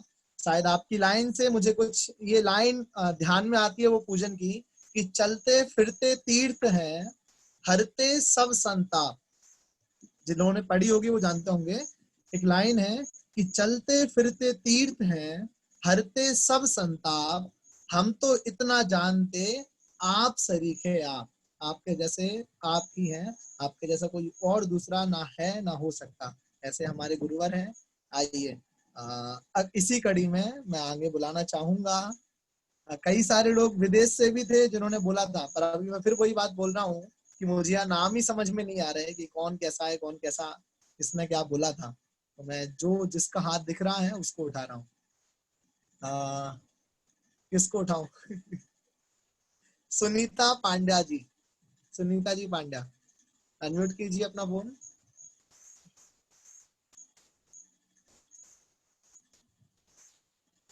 नहीं हो रहा शायद। आइए अगला देखते हैं, सोनिया जैन। जय जिनेन्द्र भैया जी। जय जिनेन्द्र। भैया जी मैं आचार्य श्री के बारे में बोलना चाह रही हूँ। आचार्य श्री विद्यासागर महाराज की जय हो। संयम दिवस जयवंत हो। जब आचार्य श्री के मैंने पहली बार दर्शन मैंने रामटेक में किए थे। पहली बार आचार्य श्री के दर्शन मुझे ऐसा लगा कि मैंने साक्षात अनंत परमेश्वरी के दर्शन करे थे। उनके दर्शन करके ऐसा उनकी चर्या देख के ऐसा लगा वहां से आने के मन नहीं हो रहा था। वहां से आने का उनकी देख के उनको आचार्य श्री का शाम को जब हमने शाम को आचार्य श्री की गुरु भक्ति देखी तो ऐसा लगा था जैसे महावीर भगवान का सम्मोचन लगा हो वहां पे। और वहां पे सम्मोचन में साक्षात सारे सब लोग बैठे हुए ऐसे कोर्ट में बैठे होते महाराज सम्मोचन में उस तरह बैठे हुए ऐसा लगा था महाराज जी के दर्शन करके। उनके बारे में जो भी कुछ कहा है वो भी कम है। उनका साक्षात उनके दर्शन करके ऐसा लगा वहां से आने का मन नहीं हो रहा था। वहां से आने का हमारा बहुत अच्छा लगा दर्शन करके। हमें आचार्य श्री के पहली बार दर्शन करे थे हमने उस टाइम पे आचार्य श्री। जय जिनेन्द्र भैया जी। जय। मुझे जहाँ तक याद है मैंने आचार्य श्री के सबसे पहले दर्शन करे थे कुंडलपुर में। मैं बहुत छोटा था। मुझे हल्का हल्का सिर्फ इतना याद है कि उस समय चाचा थे और आचार्य श्री थे, कई साधु थे और आरिकाएं थी। जो हल्का हल्का याद है वो बता रहा हूँ। बहुत छोटा था मैं। और जब मैंने दर्शन करे तो मुझे याद है दर्शन हो नहीं रहे थे तो मेरे चाचा ने मुझे कंधे पर यहाँ बैठा लिया था और यहाँ पर बैठकर मैंने आचार्य श्री के दर्शन करे थे। वो तब सुमित भैया हमारे बीच में जुड़ चुके हैं जो आपको श्री रत्न करंडक श्रावकाचार जो कि आचार्य समंत भद्र स्वामी द्वारा रचित है उसका अध्ययन करा रहे हैं। और इन्होंने नियम लिया है कि जब तक ये ग्रंथ पूरा नहीं होगा तब तक मैं कक्षा नहीं छोड़ूंगा, तब तक मैं अपनी कक्षा से विश्राम नहीं लूंगा जब तक ये ग्रंथ पूरा नहीं हो। इनकी इच्छा थी कि ये स्वाध्याय कभी बीच में ना रुके। ऐसे हमारे सुमित भैया हमारे बीच में जुड़ चुके हैं तो उनसे भी निवेदन करूंगा। आइए आपका स्वागत है। 2 शब्द आचार्य श्री के बारे में। सभी को जय जिनेन्द्र। वैसे तो अमन भैया आज आचार्य श्री सभी हम जानते हैं। आचार्य श्री का नाम ही काफी है। ऐसे कोई मुझे नहीं लगता कि पूरे भारतवर्ष नहीं अपितु पूरे विश्व में ऐसा कोई नहीं व्यक्ति है चाहे वो जैन है अजैन है जो आचार्य श्री के बारे में नहीं जानता, जिनके ऊपर 150 से ज्यादा पीएचडी हो चुकी है। तो ऐसे कोई व्यक्तित्व हो जो जीवन में अपना नाम नहीं एक अपने मुकाम पर हासिल करने आए हो। जो इंसान कोई महान नहीं बनना चाहता, परमात्मा बनना चाहता, उस व्यक्ति के बारे में कथन करना आसान नहीं होता। एक हम चाहते हैं कुछ बने और एक वो हैं कि वो कुछ नहीं बनना चाहते, वो मुक्त होना चाहते हैं। बहुत कम व्यक्तित्व हैं। आज आप इतनी माताएं हमारे बीच में हैं, इतने पिता हमारे बीच में हैं, कुछ भाई भी हैं, कुछ बहनें भी हैं। मैं सबके बारे में जानता हूं और सबके बारे में सुना है। मेरी वो पंक्ति मैंने कहीं पढ़ा था कि हर माँ चाहती है कि उसका बेटा जो है सब कुछ बने मगर कभी फौज में ना जाए और कभी महाराज ना बने। हर माँ चाहती है। बहुत माँ चाहती है कि आचार्य श्री जो है ऐसे बेटे मेरे हो, मगर वो आचार्य श्री बने सब कोई नहीं चाहता। बहुत कम लोग हो पाते जिनके अंदर की ऐसी भावना हो जाती है कि वो अपने बेटे को मुनि पद के लिए संस्कार दे पाती है। तो ये बड़े पुण्य का प्रताप था। आदिनाथ भगवान के बारे में तो आप सभी जानते हैं कि जब उन्होंने वैराग्य को धारण किया तो उनकी माँ सौधर्म इंद्र ने स्वयं इतनी दूर लेकर गए आदिनाथ भगवान को, कहीं ऐसा ना हो कि इनकी चीख से कहीं वैराग्य नष्ट हो जाए। तो कहाँ माँ का जो प्रेम होता है वो सबसे ज्यादा अपने ही है जो संसार में रोक के रखते हैं। इन्हीं से मुक्त होना और इन्हीं से आगे जाना है और इन्हीं से आगे निकलना है। तो आचार्य श्री के बारे में संस्मरण तो मेरे पास बहुत सारे हैं सुनाने के लिए, लेकिन आज जो मैंने सुबह सुना, एक बार आचार्य श्री की मुझे आज ही सुबह सुना था कि आचार्य श्री के पास आचार्य श्री प्रवचन दे रहे थे तो उन्होंने बड़े प्यार से कहा कि एक व्यक्ति उनके पास आया और उनके पास आकर बैठ गया। और वो व्यक्ति आप में और मेरे जैसा नहीं था, बहुत छोटा सा था। वो व्यक्ति आया और आचार्य जी के पास बैठ गया। वो जो चार पैर वाला 4 हाथ वाला था वो व्यक्ति, थोड़ा सा छोटा सा व्यक्ति था बेचारा। तो आचार्य जी के पास आया। आचार्य जी बड़े ध्यान से उसे देख रहे थे। तो वो आया, उसने अपने दोनों जो पैर के पीछे वाले पैर थे उनको तो ठीक से रखा और आगे वाले पैर से ऐसे बुनने से लगा कुछ। तो आचार्य जी बड़े ध्यान से देखते रहे। बाद में उसने अपने दोनों पंखों को ऐसे फहराया। वो मकड़ी थी एक्चुअली, तो मकड़ी थी। तो आचार्य जी उन्हें बड़े ध्यान से देख रहे थे। तो अपने पंखों को ऐसे फहराया और फिर वो कहती है कि वो मकड़ी जो थी उड़ के चली गई। तो आचार्य जी बड़े चिंतन में गए, ओह ये जीव तो बड़ा वो है, विद्याओं का ज्ञानी, उड़ भी जाता है। तो आचार्य जी ने बड़ा चिंतन किया कि क्या हुआ कि उन्होंने मेरे पास आया, पहले ऐसे किया, फिर अपने पंखों को साफ किया, फिर उड़ गई। मकड़ी के जो पैर होते हैं वो गीले हो जाते हैं जरा शीघ्रता से, तो शीघ्रता से गीले हो जाने की वजह से वो चिपक जाते हैं और पंखों पे भी पानी लग जाता है, नमी आ जाती है तो वो उड़ नहीं पाती। तो ये राग द्वेष और ये परिवारजन, ये सब चीजें जो पानी की तरह होती है वो हमारे पैरों में लग जाती है, हमारे शरीर के संबंध के साथ लग जाती है। आचार्य जी का चिंतन देखिएगा, एक मकड़ी को देखने के अंदर उनके वैराग्य के जो भाव थे, हम जैसे सामान्य जीव तो मनुष्य के अंदर ऐसी भावना नहीं आती, ऐसे चिंतन नहीं आता। उन्होंने मकड़ी को देख करके कहा, हो क्या बात है, ये मकड़ी है, इसने पहले अपने दोनों राग और द्वेष को हटाया, फिर संसार में जो संबंधी होते हैं इनको फटकारा और उड़ा दिया। तो ये अपने अपने होते हैं और हमको जहां जाना है उसी के लिए आए थे। तो आचार्य जी का जैसा चिंतन और इतनी भावना होती है, इतना गहन अध्ययन होता है उनके। तो लोग अर्घ चढ़ाते हैं, तो मैं अर्घ चढ़ाता हूँ कि उसमें एक शास्त्र है, जैसे हम शास्त्र का जब अर्घ चढ़ाते हैं तो कई लोग बोलते हैं तत्वा सूत्र आचार्य उमा स्वामी रचित, आचार्य मानथुम स्वामी रचित भक्तामर महाकाव्य। मैं कहता हूँ एक और ऐड करना चाहिए कि मूक माटी कहा महाकाव्य आचार्य श्री विद्यासागर रचित अनर्घ पद प्राप्त अर्घम निरुपम दिशा, ये ऐड होना चाहिए, क्योंकि इतने बड़े आचार्य वर्तमान में भगवान महावीर के समान हैं और उनसे मुझे तुलना की अपेक्षा किसी से नहीं रखता। ऐसे भगवान महावीर जो हमारे बीच में, मैं महावीर जी से हूँ तो भगवान महावीर को मैं जितना मानता हूँ उतने ही मेरे लिए वर्तमान के वर्धमान आचार्य श्री विद्यासागर जी महाराज हैं। तो मेरे लिए तो दोनों ही समान है और एक जैसे हैं, इसलिए मैं भगवान महावीर की तुलना नहीं करता, मैं दोनों में एक जैसा सापेक्ष है, दोनों एक जैसे ही लगते हैं मुझे। तो मैं भगवान महावीर को देख लूं वो एक जगह है, लेकिन चलते फिरते तीर्थ हैं वो आचार्य श्री विद्यासागर जी महाराज हैं। जब जब मैंने दर्शन किए उन्होंने बड़े खुश होकर के मुझे आशीर्वाद दिया है। और आज जो मैं जो कुछ भी हूँ, मैं अपने घर की बात बता देता हूँ, मेरे घर में शायद जैन धर्म से इतना संबंधित कोई नहीं है, मेरी माता है, कुछ बहनें भी हैं जो संबंधित है, लेकिन जब से मेरा जीवन जो बदला है, आज जो मैं जिस मुकाम पर हूँ या जो कुछ भी हूँ वो सिर्फ आचार्य जी की वजह से, क्योंकि मेरे गुरुवर ना होते तो शायद आज मैं ना होता, मेरी पहचान उन्हीं की वजह से है। और अगर कल कुछ बनूंगा तो मेरे गुरुवर की वजह से बनूंगा। तो मेरा तो सांस सांस में सब गुरुवर के नाम है और गुरुवर ही मेरी जिंदगी है और मैं गुरुवर के नाम कुछ भी कर सकता हूँ। ये जीवन नहीं, आने वाले कितने जन्म में अपने गुरुवर के चरणों में समर्पित करने के लिए तैयार हूँ, क्योंकि मेरे जीवन में ऐसे गुरु बार बार नहीं आने वाले। ऐसे अहोभाग्य मेरे कि मेरे जीवन में मुझे ऐसे गुरुवर मिले। मैं बहुत बहुत और रत्नकंडक श्रावकाचार ये शिविर के लिए सबसे ज्यादा तो मैं अमन भैया को धन्यवाद देता हूँ कि अमन भैया ने मुझे इस मुकाम पर आप लोगों को प्लेटफॉर्म दिया। मुझे तो था ही, मैं पढ़ा रहा था, दोबारा मुकाम दिया रत्नकंडक श्रावकाचार में।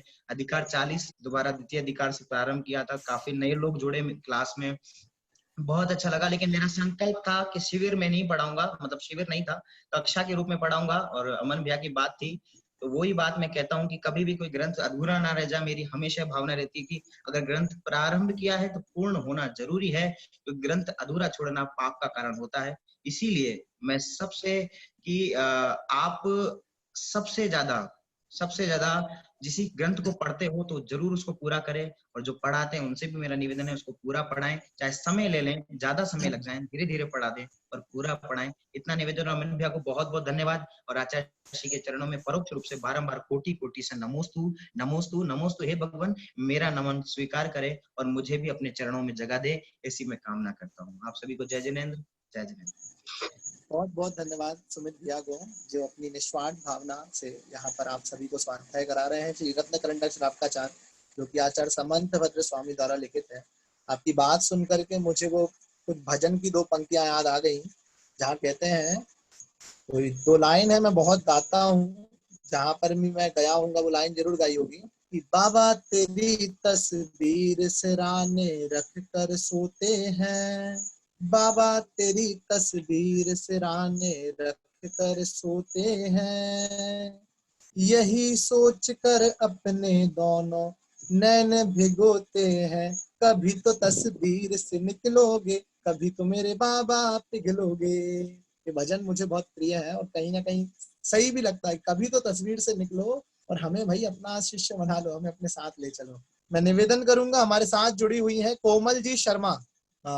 कहाँ गए कोमल जी शर्मा? आप दिखाई नहीं दे रहे हमें, हाथ ऊपर करें अगर आप हैं तो।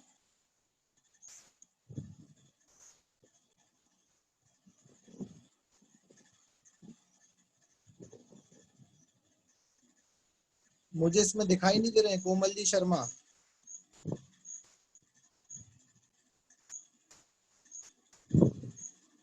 मैना, नीलम, सुलोचना है कि नहीं है, एक बार बता। अगर आप हैं तो मुझे मैसेज कर दीजिए, जब तक मैं ये मंच सौंपता हूँ विद्या जी को, जो शायद हथकरघा से जुड़ी हुई हैं। सेंट्रल जेल में जो हथकरघा चलता है तो वहां से जुड़ी हुई हैं। जय जैन भैया जी। जय जिनेन्द्र। मैं विद्या जैन सागर से हूँ। आचार्य श्री के बारे में तो मैं जितना सोचती हूँ, मतलब मेरा हर क्षण उन्हीं के चिंतन में है, और मुझे बहुत सौभाग्य मिला उनके दर्शनों का, आहारचर्या में भी सम्मिलित होने का। पर अभी मतलब आचार्य श्री एक ऐसी वो हैं हस्ती जिन्होंने सिर्फ धर्म या मंदिरों के बारे में ना सोच के, कभी पशुओं के बारे में, कभी बालिकाओं के लिए, कभी उन लोगों के लिए जो जेल में कैदी जिन्हें हम बिल्कुल अपेक्षित समझते हैं, उनके लिए कोई नहीं सोचता, उनके बारे में सोचा। और मैं अब क्योंकि अपनी जिम्मेदारियों से थोड़ी निर्वृत्त हो गई हूँ, तो मैं और मेरे पति दोनों हथकरघा में जाकर के सागर सेंट्रल जेल के वहां पर थोड़ा सा सहयोग प्रदान करती। जब मैं उनसे जुड़ी तो आस्था, मैं सोचती हूँ जैन लोगों में क्या होती होगी जो उन कैदियों में है जिन्होंने अपराध किया, आजीवन कारावास काट रहे हैं, और उन्होंने उनके उद्धार के लिए जो कार्य किया हथकरघा में, उस काम को देख करके उनकी भावनाओं में जो परिवर्तन हुआ, जो एक इंसान बन गए, वो जो एक अपराधी थे उन्हें अपराधी वाली भावना नहीं रही, और जो रिस्पेक्ट उनके अंदर है वो उन्हें भगवान मानते हैं आचार्य श्री को, कि भगवान की कृपा से हम ये हो गए। तो मैं वो जो अनुभव है उसको मैं शब्दों में शायद व्यक्त नहीं कर पा रही हूँ, और मेरे को 2 से 5 बजे तक मैं 3 घंटे वहां जाती हूँ, और मुझे ऐसा इंतजार रहता है कब 2 बजे और मैं उन लोगों के बीच में जाऊं। उनका व्यवहार, उनका ये जो, मतलब मैं सोचती हूँ शायद सच्चे श्रावक वो हैं, उनमें इतना परिवर्तन आ गया, उन्होंने मांसाहार छोड़ दिया।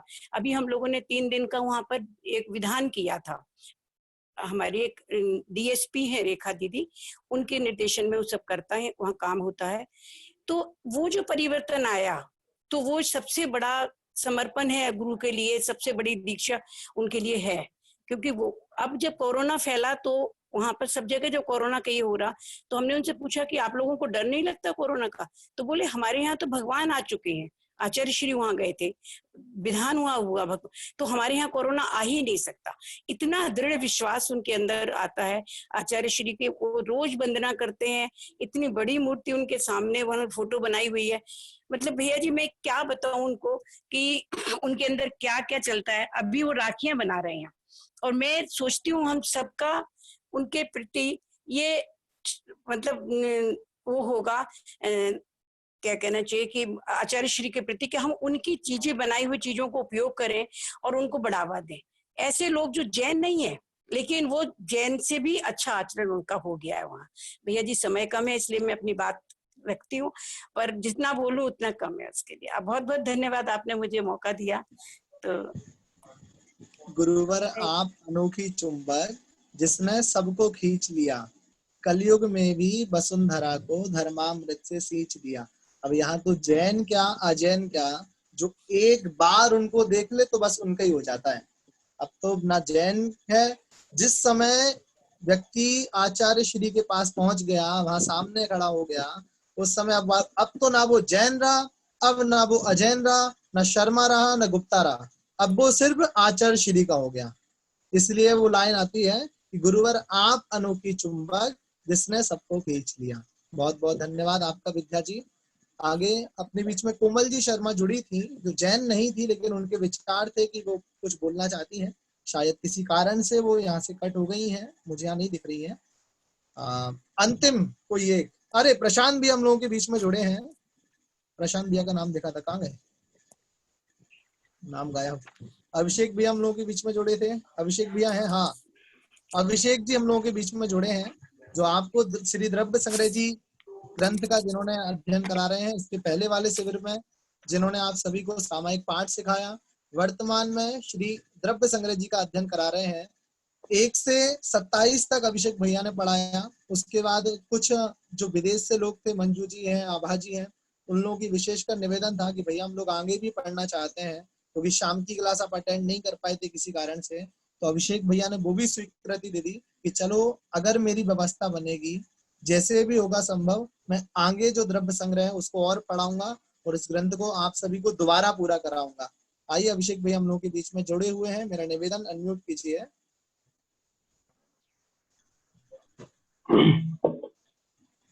जय जिनेन्द्र सभी के लिए। गुरुदेव श्री आचार्य विद्यासागर जी महामुनिराज की जय। आज हम सभी गुरुदेव के संस्मरण को सुन रहे हैं और संस्मरण को हमने सबने सुन लिया, कविताएं भी सुन ली। मेरे पास कुछ भी नहीं है सुनाने को, बस एक ही बात कहूंगा, आचार्य श्री के दर्शन करने का सौभाग्य मुझे सबसे पहले विदिशा जब चातुर्मास हुआ था, रन्नौद पर्यूषण में था, उसके बाद में जब वहां गया तो आचार्य श्री के दर्शन किए। हालांकि आचार्य श्री के दर्शन अच्छे से नहीं हो पाए, लेकिन जैसे भी हुए बहुत अच्छे से हुए। और उसके बाद ऐसी ललक हुई कि फिर आचार्य श्री को आहार भी दिए, आचार्य श्री के और 2-3 बार और दर्शन करने का मौका मिला। बस आचार्य श्री के बारे में क्या कहना, मेरे पास तो इतने शब्द नहीं है। बस एक ही लाइन कहूंगा कि आचार्य श्री जो आचार्य पद पर विराजमान है वो आचार्य पर आचार्य शिष्य है। आचार्य विद्या के नाम होता है, तो हम आचार्य परमेश्वर की शरण में जाकर आचार्य के शरण को प्राप्त करके हम सभी अपने जीवन का उद्धार करें। और हमारा सौभाग्य है कि इस युग में हमारे गुरुदेव इस जगत में हैं और हम सबको उनका आशीर्वाद प्राप्त हो रहा है। हम सभी उनका आशीर्वाद प्राप्त करें। हालांकि मेरे पास कुछ बोलने, हम और भी जो हैं उन्हें मौका दें, अपन तो वैसे ही क्लास में बहुत बोल लेते हैं। जय जिनेन्द्र सभी को। अभिषेक जी का इनका कहना है कि दूसरों को मौका दें। बहुत बढ़िया। अपना समय वैसे हो चुका है, लेकिन जैसा कि मैंने आपसे पहले भी कहा था, मैं फिर निवेदन कर रहा हूँ, मैं चाहता तो यही हूँ कि आज जितने लोग हैं वो सब कुछ ना कुछ आचार्य श्री के बारे में बोलें। और क्योंकि हम सभी के मन में इतने उद्गार है कि सारा दिन बोलते रहे तो वो शायद वो शब्द कभी खत्म नहीं होंगे, वो शब्द सीमा खत्म नहीं होगी। पर गुरु के वो खत्म हो भी जाए तो गुरु के गुणगान खत्म नहीं होंगे। लेकिन समय की अपनी मर्यादा है, समय हो चुका है। लेकिन अंतिम कोई 1-2 लोग और जिनको मैं बोलने का मौका दूंगा। अभी आ रहे हैं हमारे बीच में नैनी जी। 2 शब्द 2 मिनट आपके लिए। भैया जी, सभी को मेरा जय जिनेन्द्र, आचार्य श्री को नमोस्तु। मैं प्रथम बार आचार्य श्री विद्यासागर जी के दर्शनार्थ कुंडलपुर जा रही थी। मन दर्शन हेतु प्रफुल्लित और गदगद हुआ जा रहा था। अभी तक जिन संत के बारे में बस सुना ही था, उनका दर्शन होने जा रहा था। हम लोग रात को कुंडलपुर पहुंचे और 5 बजे ही आचार्य श्री के दर्शनार्थ नित्य क्रिया से निवृत्त होकर तैयार हो गए, क्योंकि सभी लोगों का मानना था कि यदि आचार्य श्री के अच्छे से दर्शन करने हैं तो वो तो उनके शौच गमन के समय ही हो सकते हैं। तो हम 5 बजे ही पहुंच गए वहां जहां आचार्य श्री विराजमान थे। आचार्य श्री ब्रह्मचारी भैया जी से चर्चा कर रहे थे और उनके दर्शन गेट में लगी जाली से ही हो पा रहे थे। इससे मुझे संतुष्टि नहीं मिली थी, क्योंकि मैं और अच्छे से दर्शन करना चाहती थी। 5 बजे भी 50-60 लोग आचार्य श्री के दर्शनार्थ आ पहुंचे थे। कुछ ही समय में अन्य मुनि हॉल में इकट्ठा होना शुरू हो गए थे। सबने अपना अपना स्थान ग्रहण किया और एक दूसरे को नमोस्तु भी किया। इतने में ही आचार्य श्री ने का आगमन हुआ। सभी मुनिगण खड़े हो गए। आचार्य श्री के आसन ग्रहण करने के उपरांत सभी मुनियों ने उनको नमोस्तु कहा और आचार्य श्री के कहने पर आसन ग्रहण किया। सभी मुनियों ने आचार्य भक्ति शुरू की। मुझे ये सब देखकर ऐसा प्रतीत हो रहा था जैसे मैं साक्षात सम्मोचन में ही हूँ। मेरा मन बहुत ही गदगद हुआ जा रहा था। आचार्य भक्ति के उपरांत सभी मुनियों ने अपना अपना आसन व्यवस्थित रखा। उनके अनुशासन को देखकर तो मैं अचंभित रह गई। हर काम अनुशासन में, उठना बैठना गमन आदि। फिर आचार्य श्री का मुनियों सहज शौच के लिए गमन हुआ। आचार्य श्री हमेशा दृष्टि नीचे ही रखते हैं। ऐसा लगता है कि उन्होंने जीव दयार्थ ही दृष्टि नीचे की हुई हो और मुख पर एक मधुर मुस्कान भी रहती है। गमन करते समय मैंने उनको पंचांग नमस्कार करते हुए नमोस्तु कहा और मुझे उनका शुभाशीष प्राप्त हुआ, जिससे मेरा मन रूपी मयूर खुशी से नाचने लगा। इसके बाद हमने कुंडलपुर जी की वंदना की व बड़े बाबा जी का महामस्तकाभिषेक देखा। फिर प्रवचन कक्ष में आचार्य श्री के प्रवचनों का आनंद लिया। उनकी मधुर वाणी गंभीरता व सरलता से ओतप्रोत थी। फिर उन्होंने सबको अपना शुभाशीष दोनों हाथों व मधुर मुस्कान के साथ दिया। इस दिन को याद करने मात्र से ही मन प्रफुल्लित हो उठता है। ये दिन मेरे जीवन का यादगार दिन है, जिस दिन बड़े बाबा व छोटे बाबा दोनों का सानिध्य एक साथ प्राप्त हुआ। सभी को जय जिनेन्द्र। धन्यवाद भैया जी। बढ़िया। उद्गार में फिर बोलूंगा, बहुत सारे हैं लेकिन समय बहुत कम है। मैं हमारे बीच में प्रशांत भैया जुड़े हुए हैं, जिन्होंने आप सभी को पद्मनंदी पंचविंशतिका जी का स्वाध्याय कराया। इनके अलावा मुझे जब मैं शिविर लग रहा था, उन लोगों की डिमांड थी कि भैया पद्मनंदी जी हम सभी को पढ़ना है। तो मन में यही आ रहा था कि भाई पद्मनंदी कौन पढ़ाएगा। क्योंकि उसमें लगभग 900 कुछ श्लोक हैं और इतने सारे श्लोक, इतनी सारी गाथाओं को इन 12, 14, 15 दिनों में कैसे पूरा कराया जा सकता है। मैंने 1-2 लोगों से बोला भी तो उन्होंने बोला संभव नहीं है, या तो कोई एक विषय को ले लेते हैं या सिर्फ इतने इतने पढ़ा देते हैं। लेकिन अचानक फिर दृष्टि गई कि अरे प्रशांत भैया हम लोगों के बीच में है। तो मैंने फोन करा इनको, ये बोले भैया हमारे नेटवर्क नहीं रहते। तो मैंने कहा जैसे भी हो छत पे जाके पढ़ाइए, कैसे भी पढ़ाइए, आपको ये श्री पद्मनंदी पंचविंशति जी का स्वाध्याय कराना है। और इन्होंने सहर्ष अपनी स्वीकृति दी और जो इनकी क्लास में जुड़े हैं तो वो सभी इनसे बहुत अच्छे से परिचित हैं, अपने आप में एक विशेष ज्ञान रखते हैं, विशिष्ट अनुभव रखते हैं। बहुत अच्छे ज्ञानी प्रशांत भैया हमारे बीच में है।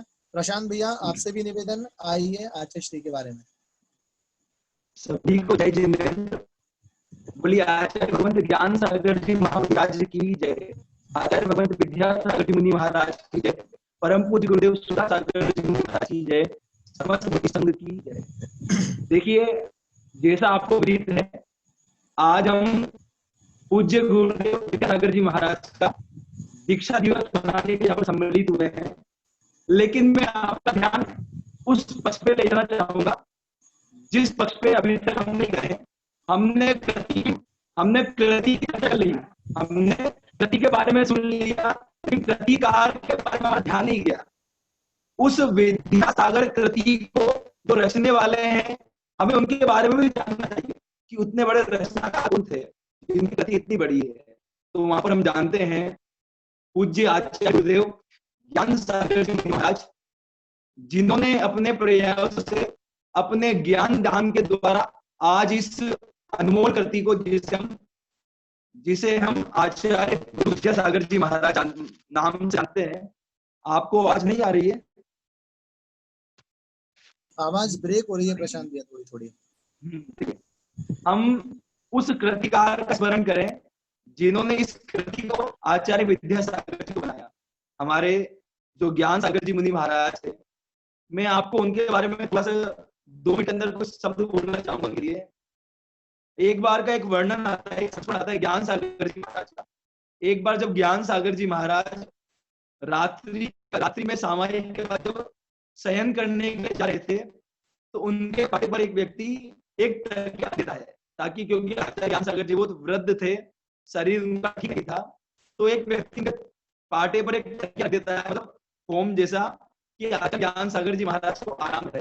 तो आचार्य ज्ञान सागर जी महाराज उससे कहते हैं, एक काम करो, इस पूरे पटिये पे उनको लगा दो, इस पूरे पटिये को मुलायम कर दो, इसके ऊपर तुम कपड़ा बिछा दो अच्छा गद्दीदार, ताकि आराम से सो सकूं।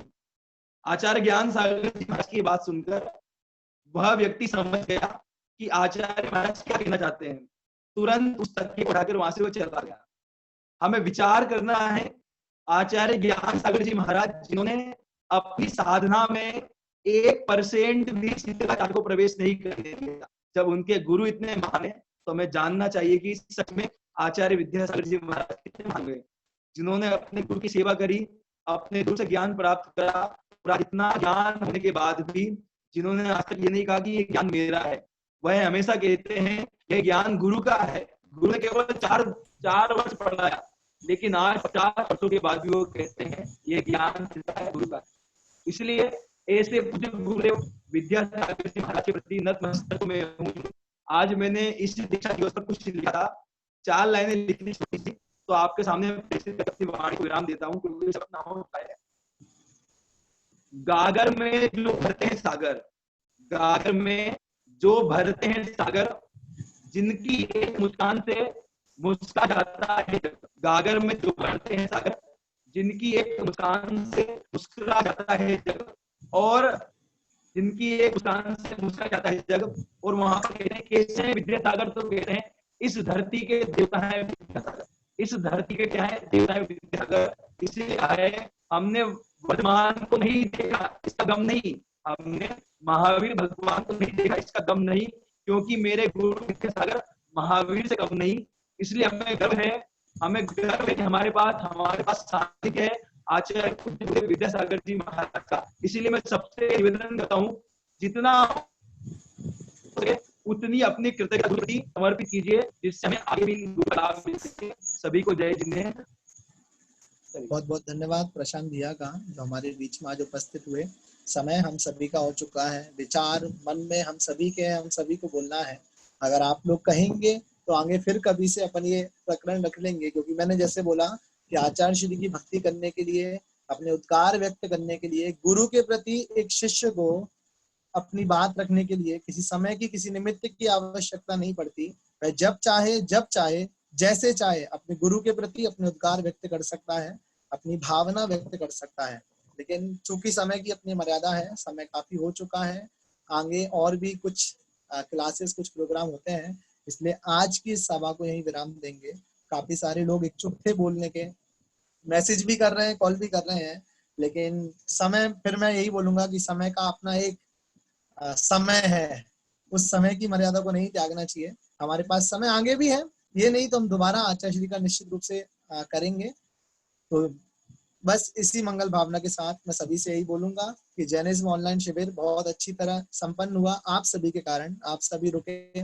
आचार्य श्री के बारे में क्या कहें, बस शायद ये दो पंक्तियां सार्थक होंगी कि हम सभी ने महावीर को नहीं देखा, लेकिन अगर महावीर रहे होंगे तो ऐसे ही रहे होंगे। ये बात शायद सत्य साबित होती है कि महावीर अगर जिस समय थे उनको तो हमने नहीं देखा, क्या उनको हमें ध्यान नहीं है, अगर हम उस समय थे भी नहीं भी थे तो हमें याद नहीं है, लेकिन महावीर जिस तरह रहते थे, जिस तरह की उनकी चर्या रही होगी, जिस चर्या का वे पालन करते थे, निश्चित रूप से आचार्य श्री की चर्या वैसी ही चर्या है।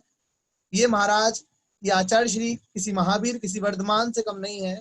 इसलिए हम सभी बोलते भी हैं वर्तमान के वर्धमान, ऐसे हमारे आचार्य श्री हैं। इनका तो जितना गुणानुवाद करा जाए उतना कम है, और कम क्या, हम लोग तो कर भी नहीं सकते। हम लोगों में इतनी सामर्थ्य भी नहीं है कि हम अपने गुरु का गुणगान करेंगे, जैसा मैंने पहले बोला था। बस यही मैं अपनी बात को विराम दूंगा। आप सभी को एक बार पुनः बहुत बहुत धन्यवाद, जो आप सभी ने भी अपना समय निकाला और यहाँ पर उपस्थित हुए। हम यहीं से आचार्य श्री को बारंबार नमोस्तु करते हैं। हे गुरुदेव, हम सभी का नमोस्तु स्वीकार करें। नमोस्तु गुरुवर, नमोस्तु गुरुवर, नमोस्तु गुरुवर। और एक भजन है जो मैं बहुत पहले गाता था, उसकी 2 लाइन में सुना दूं जल्दी से। जिन्होंने नहीं सुना होगा, बुंदेलखंड का भजन है, क्योंकि छोटे छोटे में बहुत गाते थे, जिसमें बस हम अपनी भावना व्यक्त कर रहे हैं।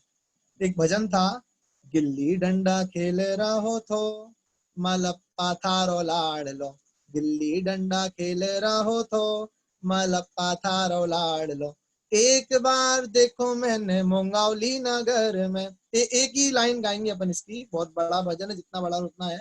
आप सभी अपने अपने गांव का नाम ले लो। एक बार देखो मैंने मोंगावली नगर में, एक बार देखो मैंने नगर में, चौमासा कर रहो थो, मलप्पा थारो लाड़ लो, गिल्ली डंडा खेल रहो थो, मलप्पा थारो लाड़ लो। तो यही भावना है कि कब हमारे गांव में, हमारे नगर में गुरुदेव का चौमासा हो। और इसी आज से 2 वर्ष पहले की ही बात है, जब आचार्य श्री हमारी मुंगावली नगर में आए थे। दिसंबर का वो महीना था जब आचार्य श्री के कदम हमारे गांव में पड़े थे। और सिर्फ इतना सा था कि सुबह आचार्य श्री को आना था। देवगढ़ से जो नाव से आए थे, सभी को स्मरण होगा वो, कि जब देवगढ़ से नाव के द्वारा आचार्य श्री का पूरा संघ यहाँ पर आया था, वो हमारे ही नगर मुंगावली में आया था। उस नाव वाले को देखो, आज उसने सारा का सारा वो ठेका जो होता है करोड़ों का, वो त्याग दिया। बोले अब मैं ये जिस नाव में गुरुदेव के चरण पड़ गए, उस नाव के द्वारा अब मैं हिंसा नहीं कर सकता। और उसने उसी समय जो मछली पालन वो करता था, जो ठेका ले रखा था, उसका त्याग कर दिया और वो करोड़ों रुपए उसने दान में लगा दिए। ऐसे हमारे आचार्य श्री, और उनका सिर्फ इतना था कि सुबह आना है, आहार होने हैं, और बस शाम को बिहार है। लेकिन 12 दिन हम लोगों को सौभाग्य मिला आचार्य श्री का। और मैं उस समय गुवाहाटी था, गुवाहाटी को जो लोग जोड़े उन्हें भी स्मरण में है कि मैं तुरंत भाग करके आ गया। मैंने वहां बोला कि जो होगा देखेंगे, पहले वहां चलते हैं। तो मैंने एक बैग बनाया छोटा सा, पहली जो फ्लाइट थी वो पकड़ी और वापस यहाँ अपने गांव में आया। और 12 दिन तो नहीं मिले, लेकिन हाँ 11 दिन पूरा आचार्य श्री के रहने का साथ मिला, आचार्य श्री के साथ अपन रहे। तो ये भी बहुत सौभाग्य की बात है कि कैसे कहाँ गुरुदेव मिले, कैसे कहाँ निमित्त मिल गए। बस इतना ही बोल के अपनी बात को विराम देंगे। आइए, चूंकि ये सभा धर्म सभा थी जिसमें हमने आचार्य श्री की बात करी, इसलिए जिनवाणी स्तुति अंत में और जिनवाणी स्तुति के बाद सभा का विसर्जन। हाथ जोड़ लीजिए सभी। बोधि समाधि परिणाम शुद्धि स्वात्मोपलब्धि शिव सौख्य सिद्धि चिंतामणिं चिंतित वस्तुदाने स्वावन्दमानस ममास्तु देवी। 9 बार नमोकार, सभी 9 बार नमोकार।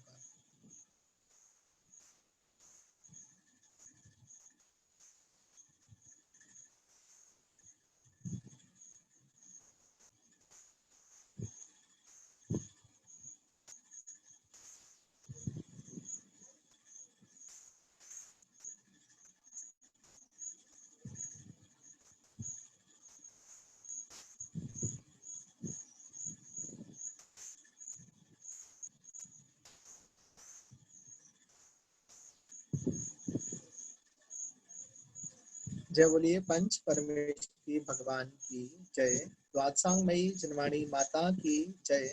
संत शिरोमणि आचार्य गुरुवर श्री 108 विद्यासागर जी महामुनिराज की जय। सभी को जय जिनेन्द्र। एक बार पुनः आचार्य श्री के चरणों में बारंबार नमोस्तु नमोस्तु नमोस्तु। सभी को जय जिनेन्द्र।